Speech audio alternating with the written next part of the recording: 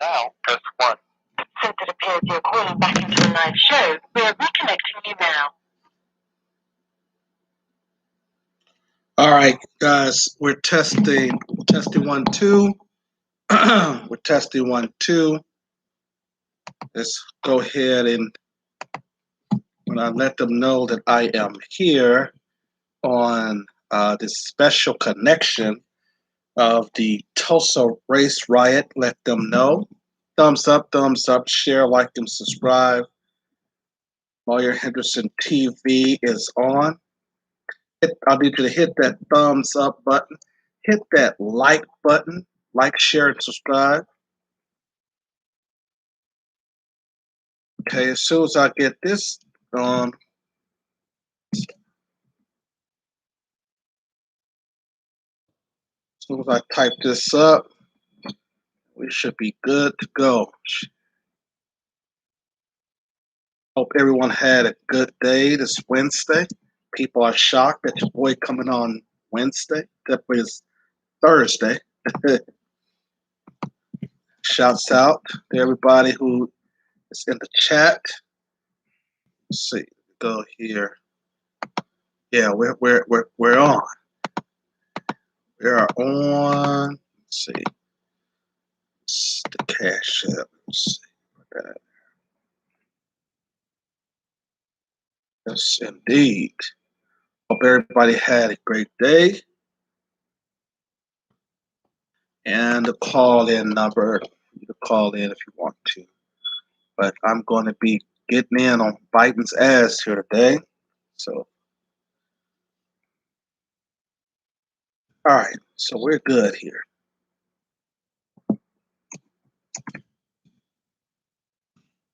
All right. So we got it record here. All right. So we have, okay. So now we're on. All right. So this is the Lawyer Henderson podcast show. Biden privately tells lawmakers not to expect much on reparation legislation. We were asked the question as to why Black folks still support this man. Where's all the bootlick Negroes who said, oh, he's doing this and he's doing that, and once he get in office, Black people are going to get something. If you know that we didn't get nothing from Obama, what made you think that we were going to get something from Jim Crow Joe Biden, his former vice president? And so now at the celebration, I did a little bit of talking about the Tulsa Race riot. I'm originally from Oklahoma City, so we knew about this even as young people. As I was coming up, I was like, you probably learned about this around 14 or 15, right, when I stayed in Oklahoma. So we actually went and took a field trip in high school to visit the Tulsa Race riot. And some of the people, basically, some of them, not the 3 remaining members, but there was a few others that were still alive during the time that we went down there in Tulsa. When we went down there when we were in high school, our Black History Club went down there. So we know a lot about the Tulsa Race riot. You understand? But what I want to talk to you about, you see, white people keep on giving us symbolic gestures.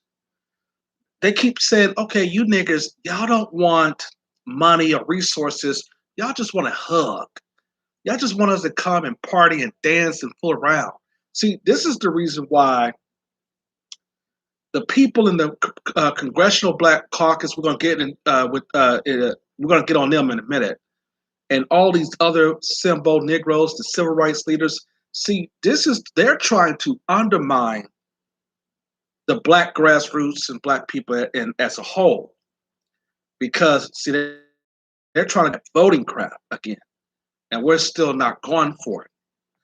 But today we'll be talking about the Tulsa Race riot and the commemoration of this finesse that went down in Tulsa, Oklahoma Tuesday. the Lawyer Henderson podcast show. It's live. Thumbs up, thumbs up.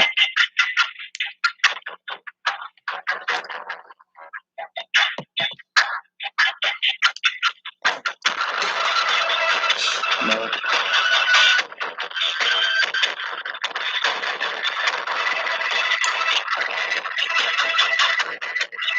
Thumbs up, like, share, subscribe.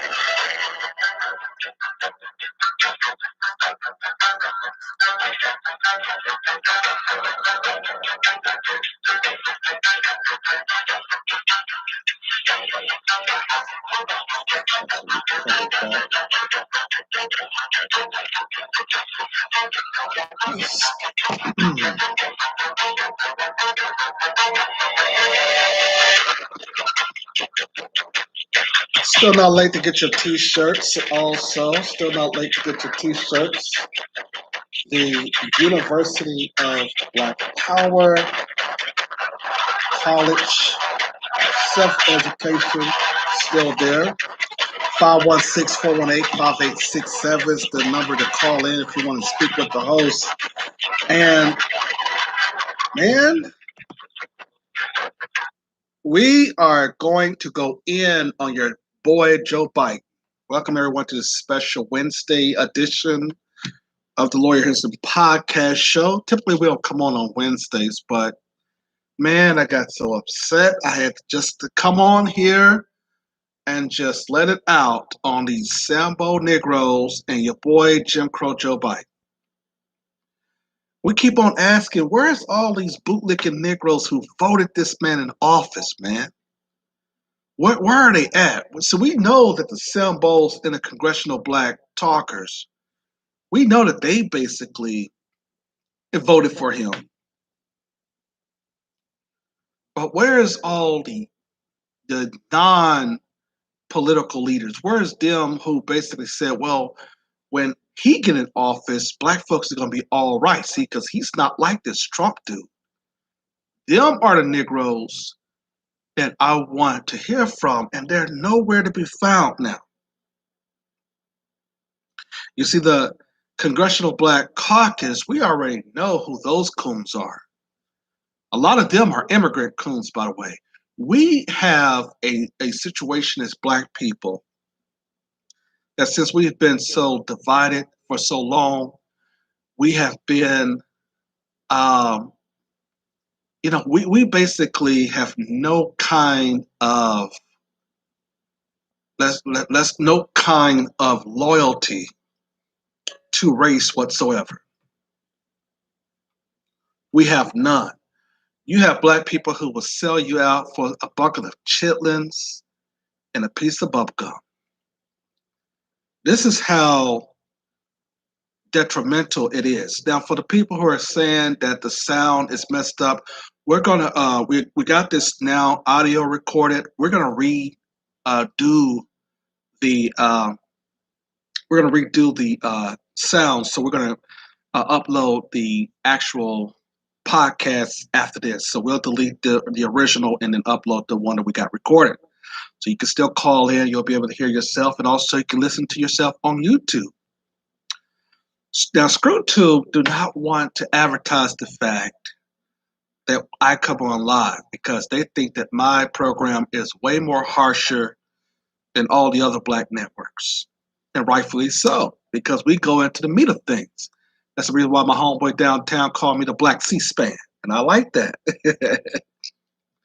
We're going into the root of the ideal that these people think that they can just get away with giving black people symbolic gestures. You understand?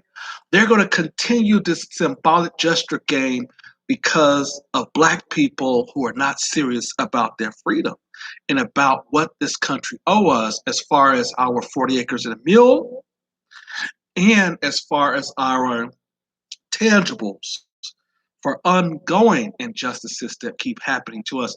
Man, we're dealing with a host of a lot of problems and issues in the black community. And so we don't have enough time shuffling and jiving here. You see, got a lot of black folks out here who is talking about sports and talking about clubbing every week, they basically is getting ready and prepared to go back into slavery. See, on this channel, we've been warning you that by 2053, Black people would have lost all their wealth. And we have basically have been under a attack by all groups. See, when the Democrats get in office, we get attacked by everybody. And so we have to watch this. But this finesse, these sample Negroes in the Congressional Black Caucus, they went down to Tulsa, Oklahoma Tuesday. And some of the people who were supposed to be there was John Legend and Stacey Abrams was supposed to speak. But I think something got canceled because the attorneys that was representing these people, was saying that it was not enough money. They try to put values on everything, especially when you have attorneys and agents that try to put their nose into representation. They feel like, if I'm not getting paid or whatever, I'm not getting paid enough, then I just want, be there. And the people who I represent won't be there, and I won't represent those people. But there's a woman by the name of Viola Fletcher. She is the oldest living survivor of the Tulsa Race riot. And remember, she testified in a congressional hearing about what she witnessed. I'm going to basically read, I give credit to NPR, and this is what's going to start us off here. Okay? Thumbs up, like, share, and subscribe. The day that a white mob came to Greenwood Avenue in Tulsa, Oklahoma, Viola Fletcher was just 7 years old. During emotional testimony on Capitol Hill on Wednesday, Fletcher, who is now 107, recalled her memories of the two-day massacre that left hundreds of Black people dead. I will never forget the violence of the white mob when we left our home. I still see Black men being shot, Black bodies lying on the street. I still smell smoke and see fire. I still see Black businesses being burned. I still hear airplanes flying overhead. I hear the screams, Fletcher told lawmakers. I have lived through the massacre every day. Our country may forget this history, but I cannot. You see, this woman is 107 years old. Still remember that fateful day. And these fools and their so-called lawmakers, these people are so goddamn stubborn and ignorant and evil and diabolical that they don't care about any survivor members. Man, we're gonna get into it later where they was gonna have a situation where they was gonna present, I think, $100,000 to each member. That Biden was gonna say that each member was gonna get $100-some thousand, and they, I think the survivors rejected it or something like that because, in all honesty, these folks owe us trillions of dollars. Not only from what happened in Tulsa, but in Atlanta, this also happened in a small community here that a lot of people don't talk about. So we have to go in depth as to what these people did to us in every area. Now, the reason, here's the thing. Asians only been harassed for 1 year, but they don't really have no evidence that it was racially motivated. But Black people have evidence after evidence after evidence, and these son of a bitches still are saying, so what? I'm white and I say so, and you niggers, y'all are not going to get anything from us. Okay? Now let's continue, because then we're going to get into Jim Crow Joe Biden's speech here in a minute. Fletcher and two other survivors of the 1921 Tulsa Race massacre, her younger brother Hugh Van Ellis and Leslie Benefield Randall, testified before a House Judiciary Subcommittee on Wednesday, nearly 100 years to the date of the massacre. Some historians say as many as 300 Black people were killed and another 10,000 were left homeless. Greenwood was destroyed by the attack that was launched on May the 31st, 1921. The country is currently grappling with systemic racism laid bare by the coronavirus pandemic and the killing of George Floyd and other Black people and encounters with law enforcement. The same committee that heard from the survivors has also been studying reparation for the descendants of millions of enslaved Americans and recently advanced a bill that would create a commission to study the lingering effects of slavery. See, now, if you watch the little video that this guy had, he basically was trying to interview, Negro Jim Clyburn, and I think Antonio Moore on his video. He basically got people, he got a guy to go to speak with Congressman Clyburn. And Clyburn said that this, you all asking for reparation, is never going to happen. You understand? That's what that old Negro said. But see, here's the thing. Why is it that white people do not want Black folks to have reparations? You have to ask yourself, why do these people hate giving us money over other people? And if you look at the history of them, their whole history have always been to be the enemy of Black folks. They have basically came around us, smile at us, cheer with us, rally with us, protest with us, and yet will turn around and say, well, you niggas, y'all don't deserve anything, but we'll knock down these monuments for you.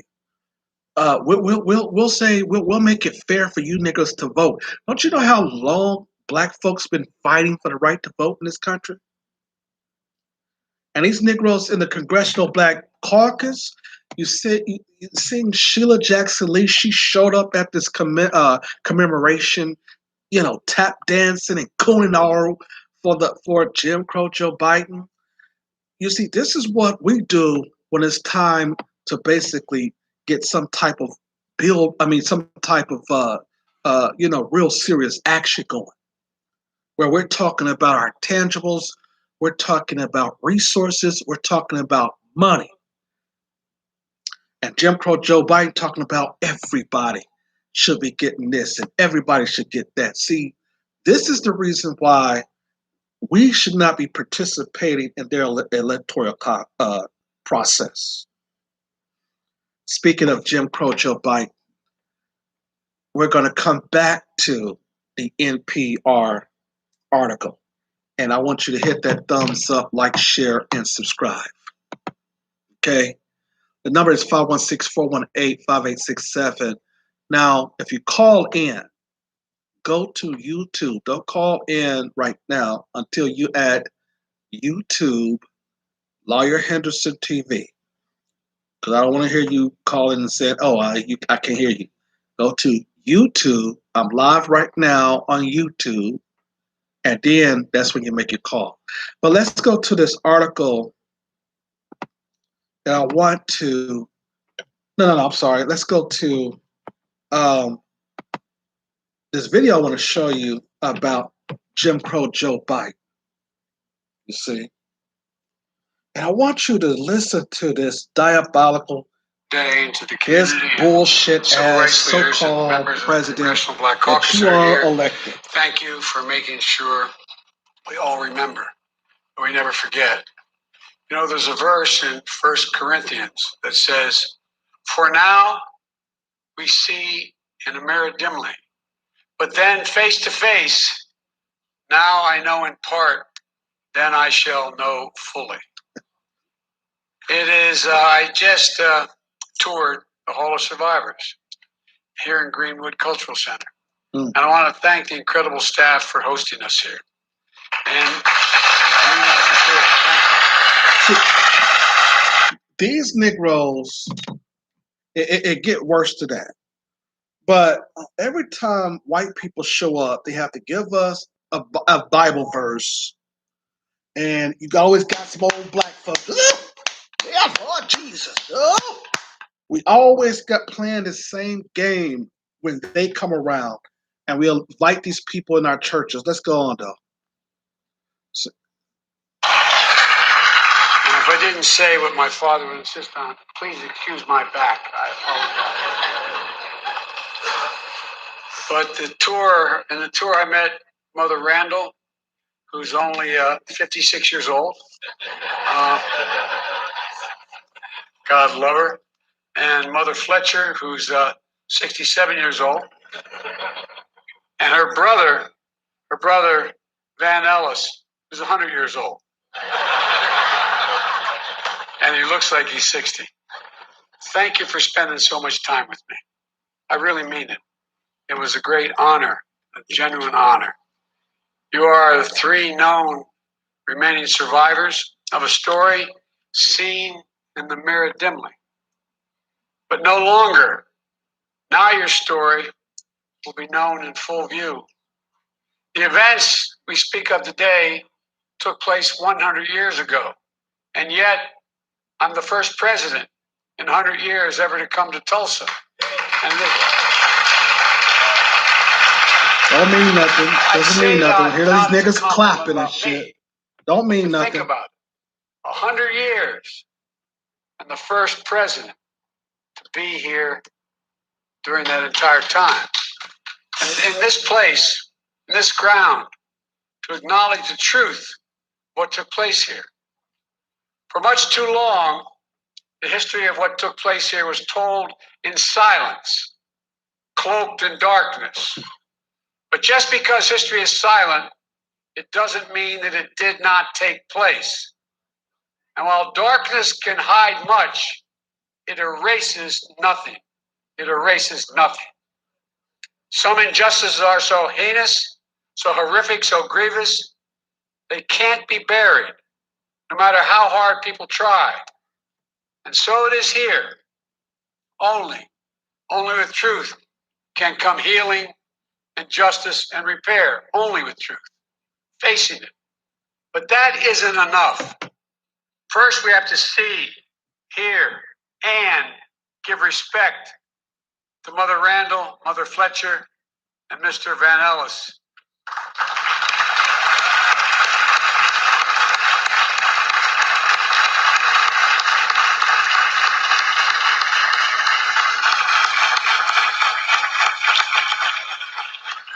Now hold on. Now okay. So first, what you're gonna do and what you're gonna see is that he's gonna keep on just giving praise to folks, black people who survived the massacre, people, blah blah blah. But they don't really get into talking about any kind of solutions. Have you noticed that? There has never been, every time it's about us, there's no solutions. There's no resources. They always come to us with symbolic gestures. And why is that? See, black people have not been able to understand why white people in government give them symbolic resources over other races.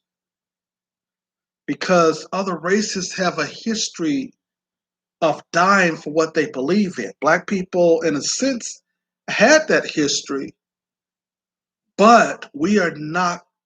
When we like for instance, in 1804, when we won the war there, after winning the war, we basically went back to the white supremacists and say, okay, we'll vote on this and we'll vote on that. No. How the hell are you going to vote on anything and then allow your country like Haiti to still be, a country that is poor and suffering after you won a war against the white supremacists? See, what we have to start doing is we have to do what the Palestinians been doing, and they have been fighting white supremacists for years.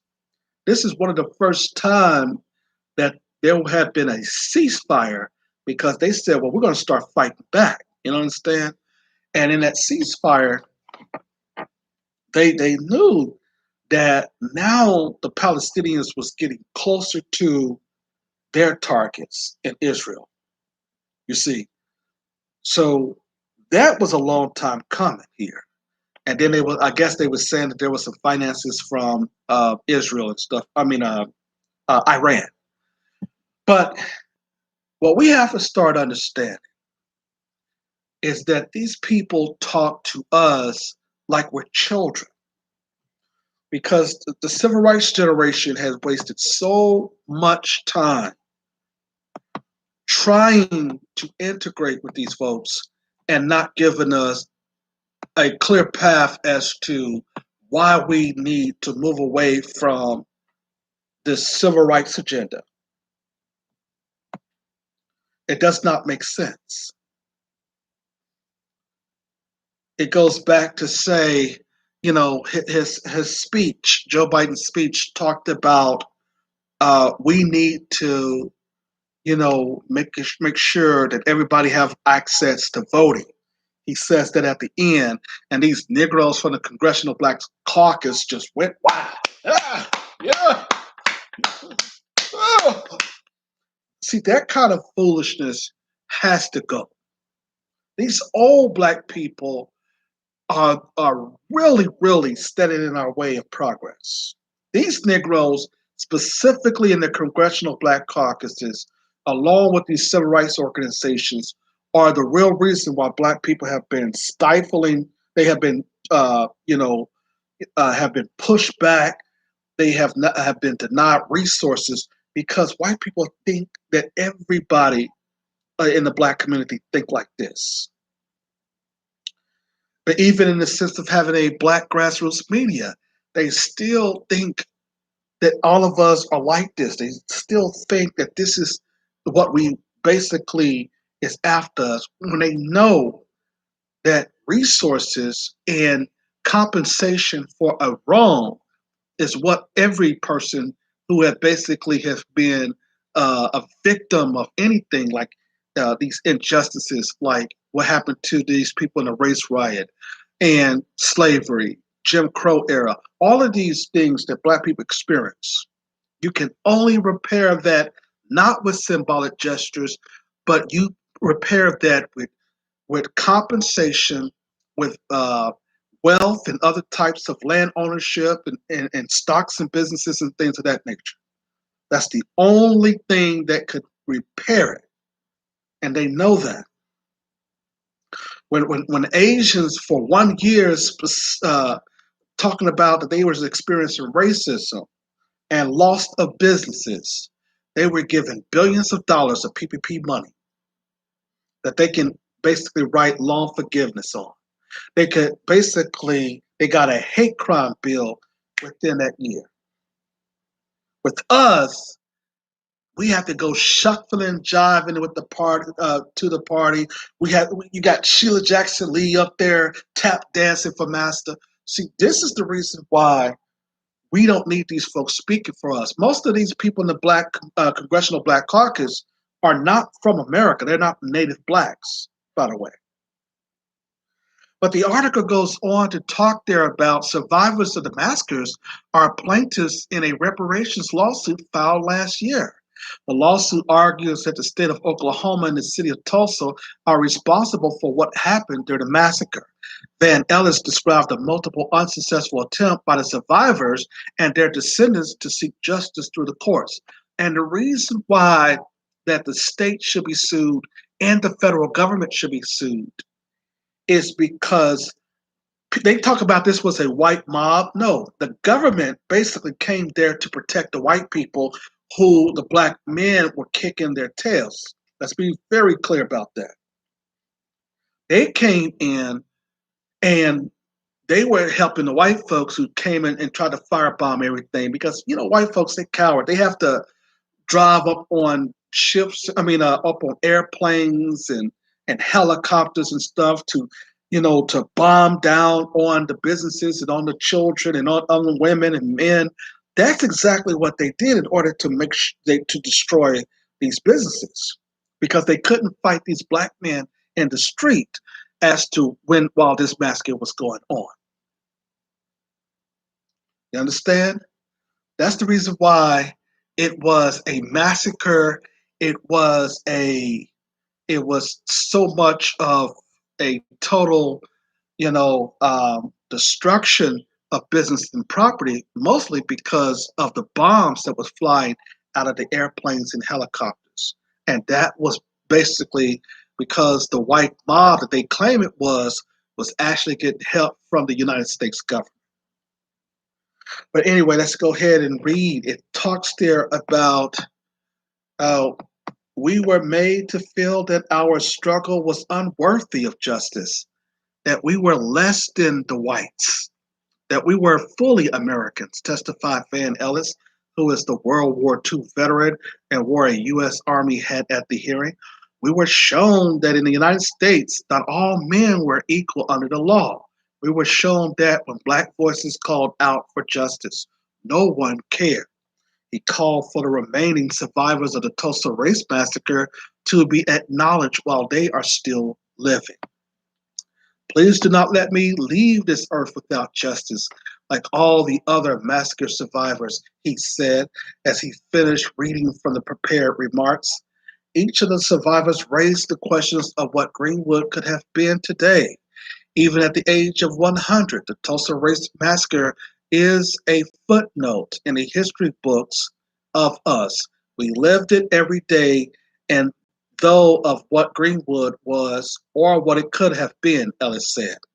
Leslie Benefield Randall, who testified over video conference, said the effects of the massacre are still felt today in Tulsa. See, let's stop right there. This is the same thing that these folks did during slavery. They waited till all of the victims died out.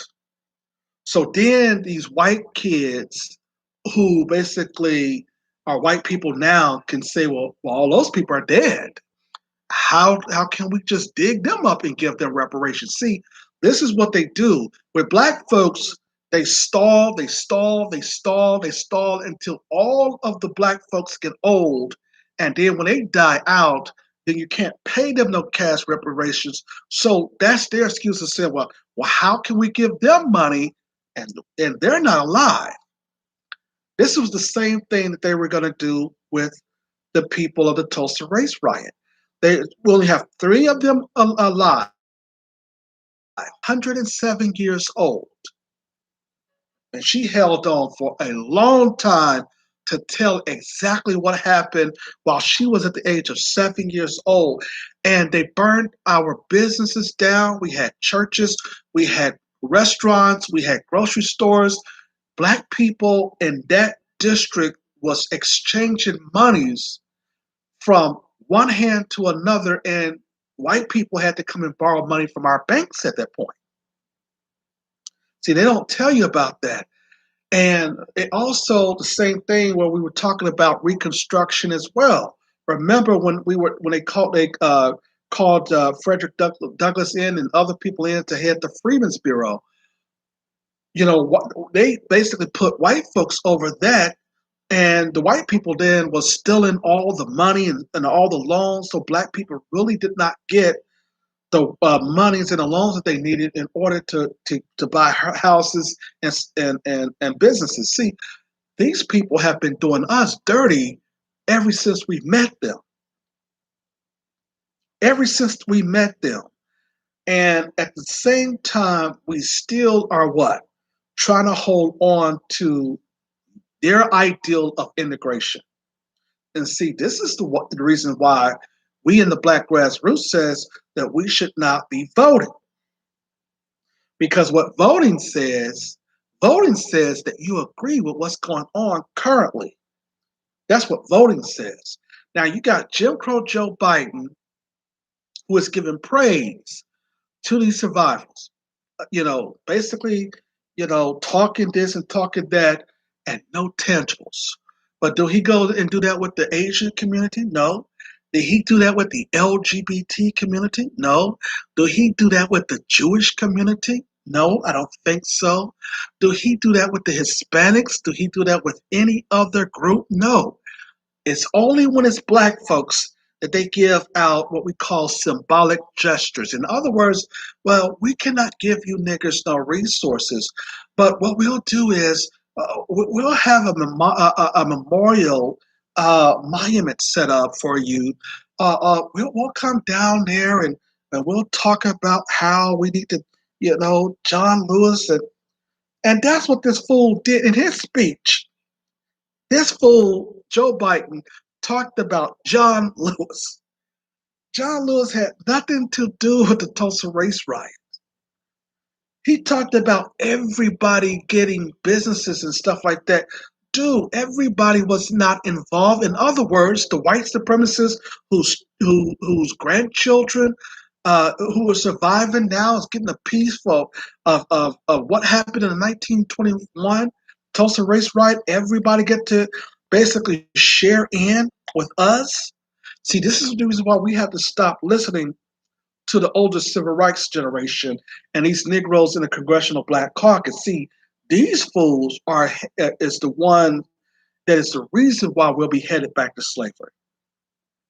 Our wealth is going to leave, as I've been trying to tell you, and others have been trying to tell you.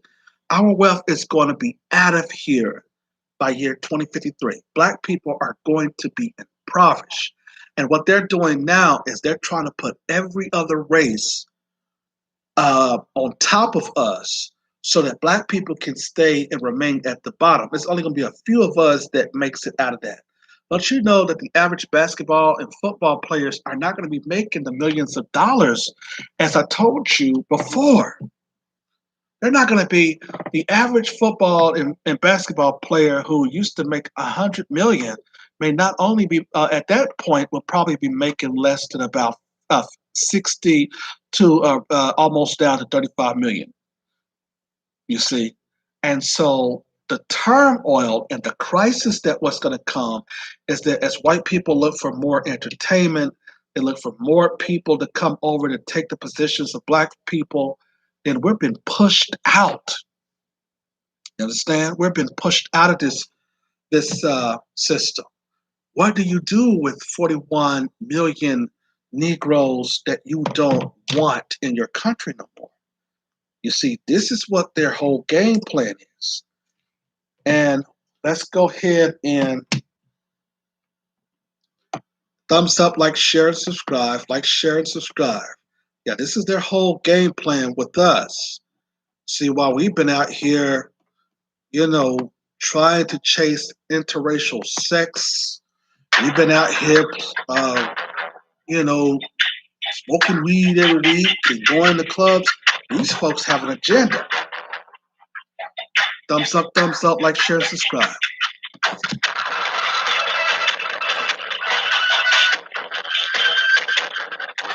516-418-5867 is the number to call in. We're going to pre-record this, and so we'll upload the version. But we got a new account with Anchor coming up, so that's what all of our backup blog shows will be on. So shout out to Anchor. We got to move from Blog Talk Radio because their system is not really working for us right here. But yeah, thumbs up, like, share, and subscribe. Thank you for staying up with us here today on the Lawyers and Podcast. 516-418-5867. 516-418-5867. Thanks for staying up with me tonight. And let's listen to some more of Jim Crow Joe Biden. And then I will start interrupting. All those lost so many years ago. To all the descendants of those who suffered. To this community. That's why we're here. To shine a light. To make sure America knows the story in full. May 1921. Formerly enslaved black people and their descendants are here in Tulsa. A boomtown of oil and opportunity and a new frontier. On the north side, across the rail tracks that divided the city already segregated by law, they built something of their own. Right. Worthy of their talent and their ambition. Yeah. Greenwood, a community, a way of life.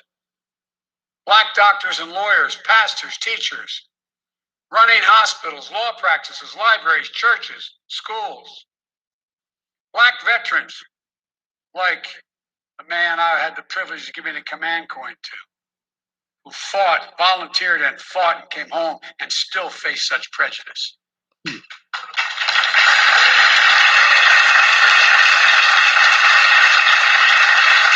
Veterans have been back a few years helping after win the First World War, building a new life back home with pride. Hold on, this advertisement. Hold on, family. Thumbs up, thumbs up. Thumbs up. The chime after today and get started. Thumbs up, thumbs up. Like, share, subscribe. Why skip over this madness?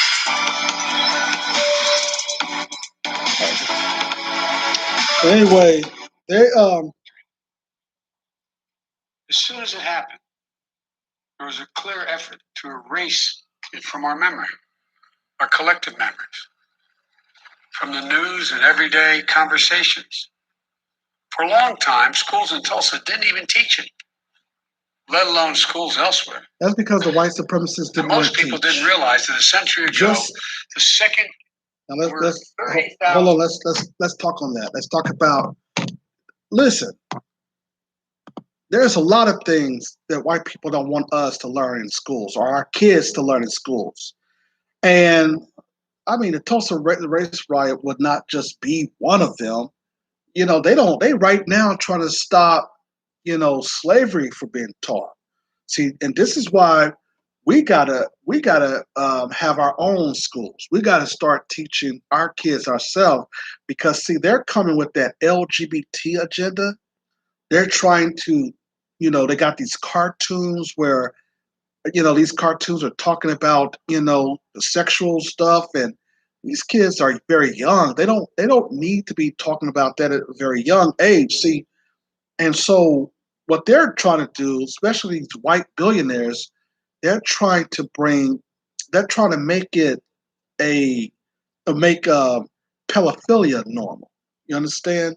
See, these people are so sick, But when Jim Crow Joe Biden talked about keeping the Tulsa Race riot out of schools, they were already keeping history of black folks out of schools anyway. It is not. It is basically, it's no different, than saying that I'm not going to teach what happened to us during Reconstruction or Jim Crow or the redlining that we had to face. The Civil Rights Movement, they talk about that crap a little bit. I'm not going to call it crap, but they talk about the Civil Rights Movement and they'll talk about Dr. King and Malcolm X just for a little bit. But they rarely go in depth into our history. We have to listen to his story. But let me just say this. Family, we are under attack. And we told y'all bootlicking Negroes who voted for this man that this man is not going to do nothing for us. We said that. We said, hey, black folks, this if you vote for him over Trump, we are not going, at least over Trump. He started the small business loan, and that was for everybody, yes. But at least some black folks got some money. And at least we didn't have to fight the LGBT community. Trump was letting the Asian people know, hey, we are white supremacists, and y'all have no bonding with us. With him, with Trump, it was more of a kind of like, okay, we can rock with somebody who is basically letting us know where they, what they are, what they're about. They're showing their true races, and we as black men who is from intellectual society, see, we like those types of white dudes because at least they're telling us where they stand. You see, I don't like the Democrats because, as Malcolm pointed out, the Democrats try to play like they're your friends. And now it's like, nah, It was just something coming into my news feed talking about two Asian women beaten with cinder block in Baltimore, suspect arrested. This guy looked like he is mentally ill. But anyway, let's go ahead and talk about the um, some people were talking on Twitter about this situation, and some white dude he responded. His name is Tim Wise. I'm pretty sure he's well known. I think he's a commentary, but he said that on May the 25th, he said that the fact that the big event for the 100th anniversary of the Tulsa Race Massacre, an act of white terrorism, was postponed because of Department of Homeland Security fears that it would be disrupted by still more white terrorism, tells you all you need to know about progress in America. The more things change, the more things stays the same. And that's what Amos Wilson says. So a lot of times you got to look at why the dominant society don't want us to have reparations, why they don't want us to have money, why they don't want us to have resources. Because see, they know that if we had resources, we don't really need to go for them to get work done. I mean, to have to do work. We will be hiring our own self. We will be basically with our own job. We'll create our own jobs. We'll be able to have our own businesses. And they don't like that. They want us to be their employees. This and now y'all are tweeting, of course, about after they said it was going to be canceled, but then they end up having it. One lady said, well, they canceled it to cover up the money trail. They never paid the ancestors that their share or even included the actually living members of the massacre. Okay.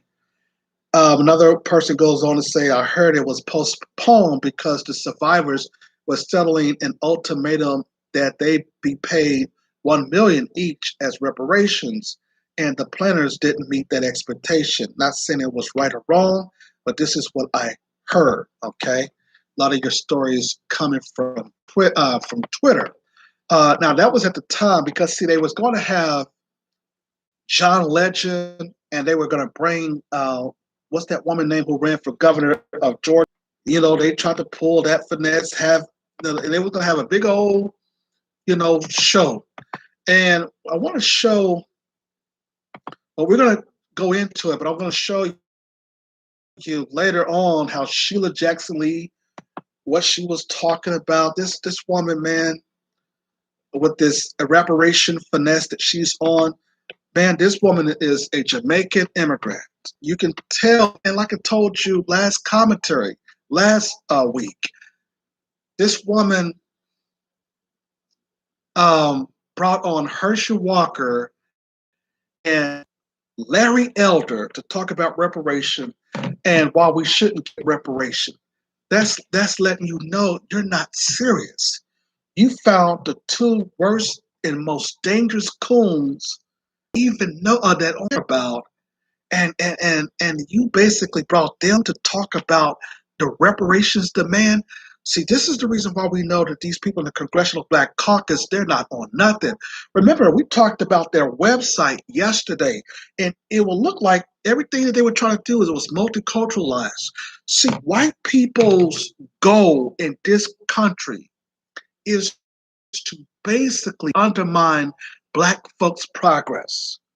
They feel that this is the only way you can run a nation with like you niggas, y'all are only over here to work for us and nothing else.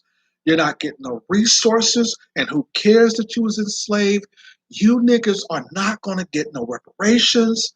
That's what Jim Crow Clapper said in so many words. He said, no, you all can keep wishing that y'all gonna get reparations, but you're not.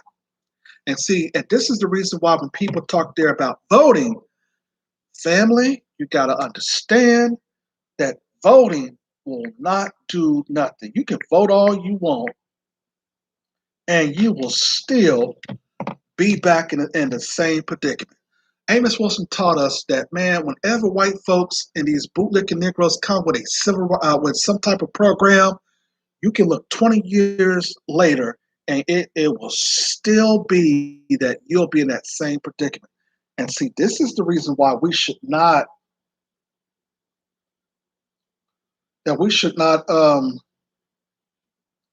listen to these folks, man. We cannot listen to them, man, because we're not going to get nowhere. We can't trust the old civil rights generation. They have sold their children out. And basically, selling folks out was the real, I think it's we have to understand that they thought that they still think that this is the only way that they can get some crumbs from the white supremacists who run this government.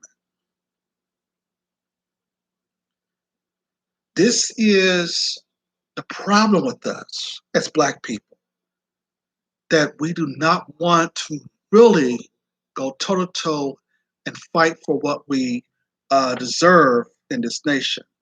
These folks owe us for 400 years of slave reparation. Now they got SHeiila Jackson Lee talking about, hold on here. They got her talking about,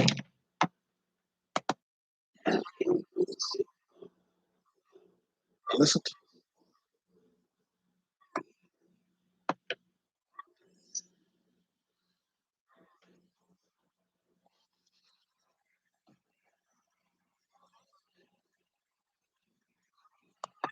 you hear that? From the Middle East all the way back from Tulsa, Oklahoma. What the hell do the Middle East got to do with the commemoration of in 1921 in the Tulsa Race riot? What did the Middle East got to do with us? You see, this is the reason why we cannot allow just anybody speaking for us. Now, listen to her. She makes they claim that mhm. So thumbs up. What?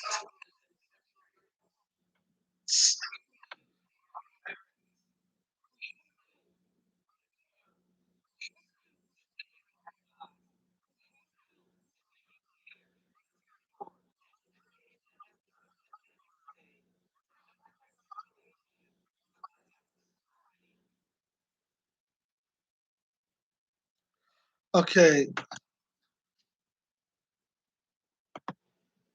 okay. She starts talking about the Middle East, and she starts talking about soldiers under the ground and all this. You see, see.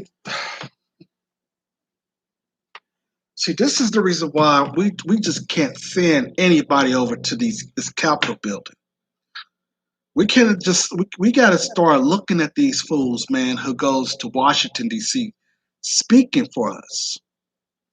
Now, SHeiila Jackson Lee know better.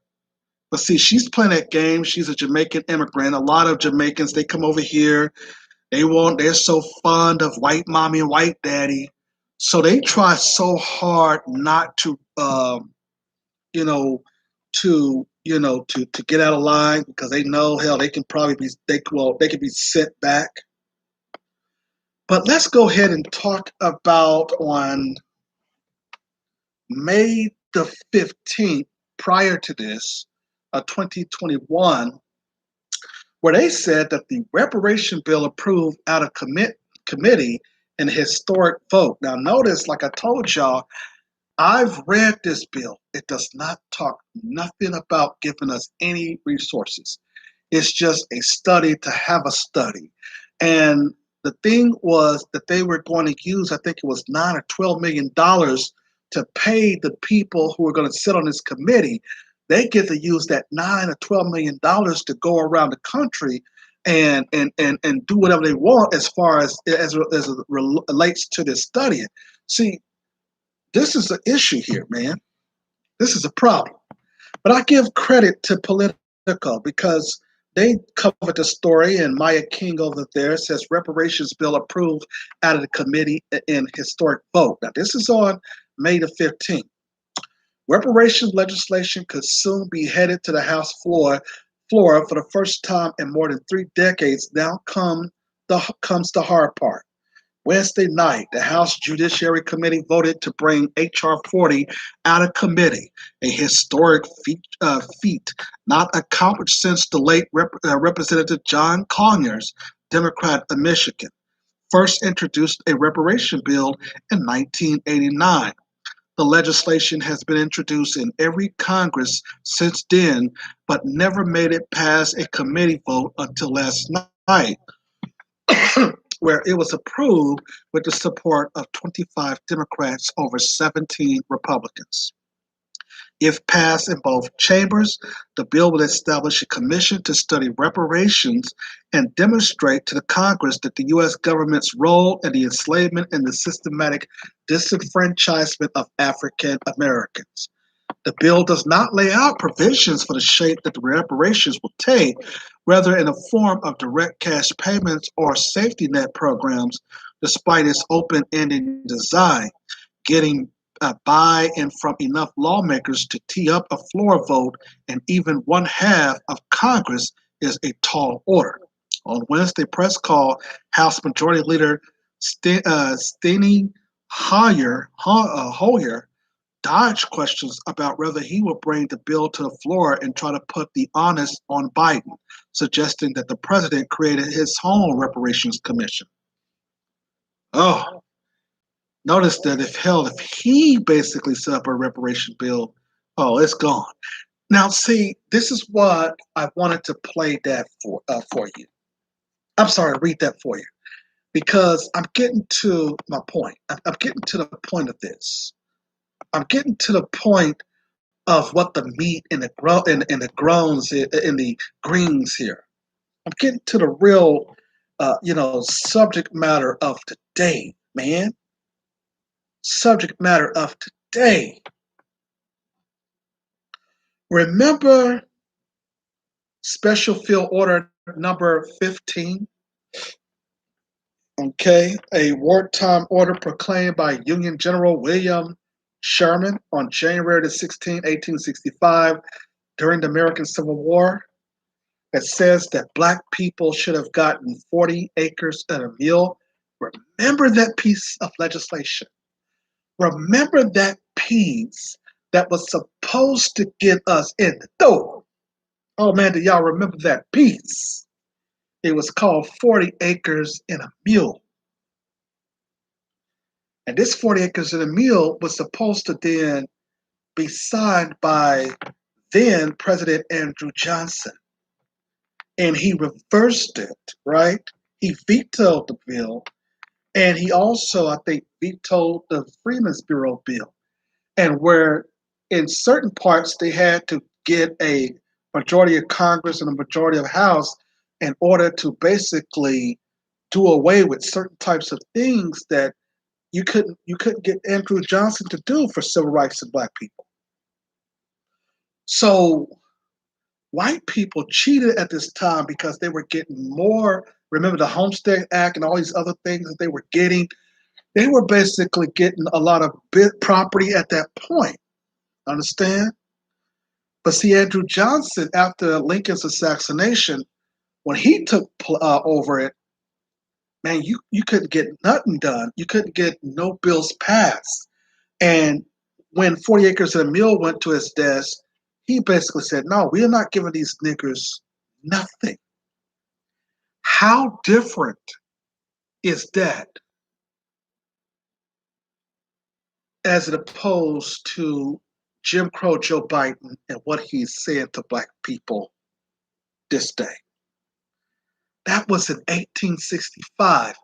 We're now in 2021, and these folks is still using the same strategies that they have always used against us. Somebody talk black to me. It seems like black people as a collective have not been able or is refusing to understand why it is important for us to build up an economy and basically work as a nation within a nation in order to then get what we've done, but most importantly, to have enough power to produce justice. See, they bring in all of these other immigrants over here to undermine us, and we are basically are in for a real awakening. When the whole thing sit in, black people are going to be in a rude awakening. They're going to basically be catching real hell. They're going to be catching real hell. And let me just tell you this. We are already catching hell with what the white supremacists are doing to our kids. Okay? But you don't have the Congressional Black Caucus helping you out. You don't have no organization. You got them over here dancing and samboing away. These people are not serious because all they want is a check. All they want is to retire without having any issues. And see, that's an issue with us because see, we have to deal with the white supremacists. Our children and their children have to deal with the white supremacists. So what Joe Biden did today, Tuesday at this commemoration, was a slap in the face.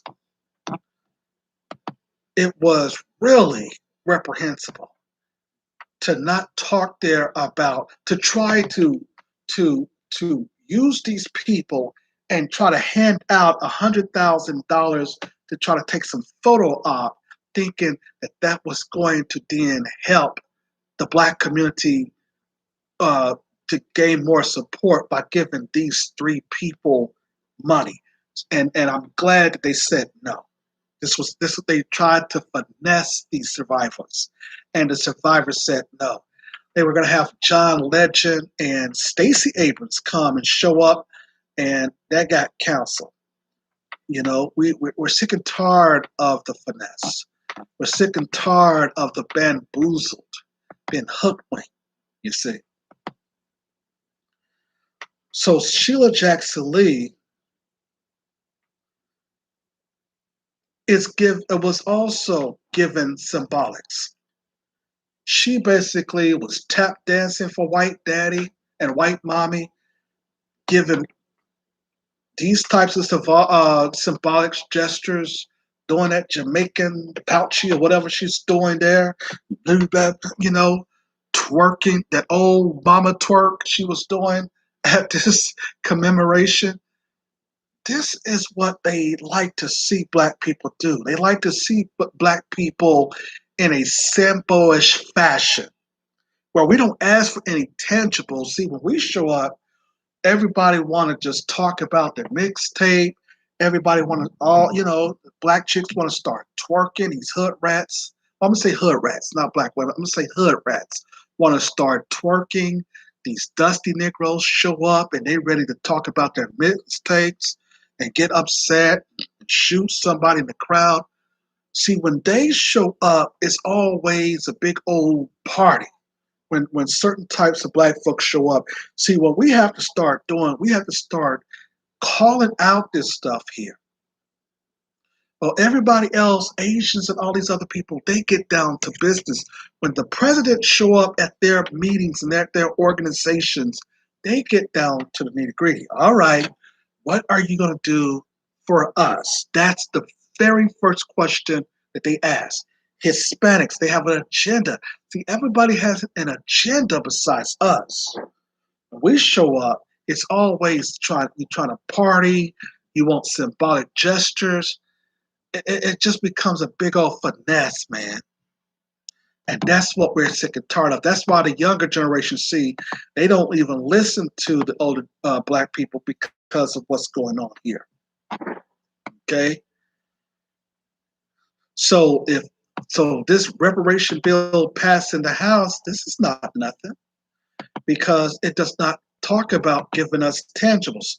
So when you basically know that you have already owe us for 400 years of enslavement, why have a study to show that? we already know that you owe it to us, and you already know that you owe it to us. You understand? But I digress. Thumbs up, like, share, and subscribe. Hit that thumbs up button.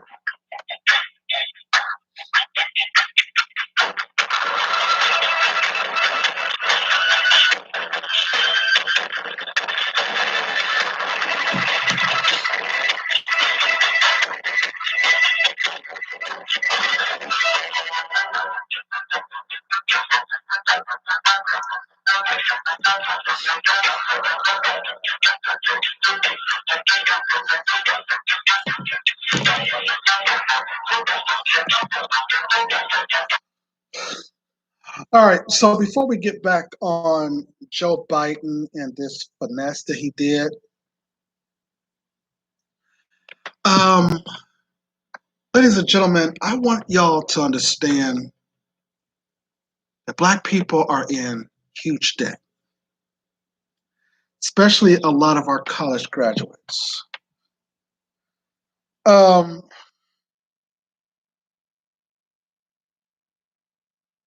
we have to understand something here, y'all.